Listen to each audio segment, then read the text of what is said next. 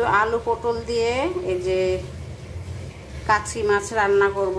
এই জন্য আগে আমি সবজিটা সব কিছু দিয়ে মানে রসুন বাটা, পেঁয়াজ, কাঁচামরিচ আর সরিষার তেল দিয়ে রানবো। তো একটু সরিষার তেল দিয়ে মেখে তারপরে আমি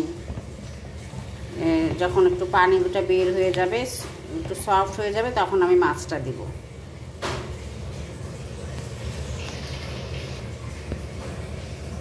এখন আমি ওই যে আলগা করে মাছটা করলাম, মানে মাখতেছি।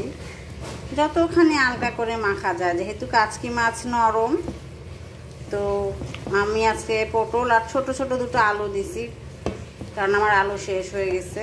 তো যাই হোক, অত বেশি দরকার ছিল না আলুর, যা দিছি তাই এনাফ। তো এই পটল আর দিয়ে এখন একটু শুধু 10 মিনিট রেখে দিব, তারপর একটু পানি দিয়ে বসাই দিব। মেরিনেটিং করে 10 মিনিট রাখবো, তারপরে আর কি বসাই দিব চুলায়।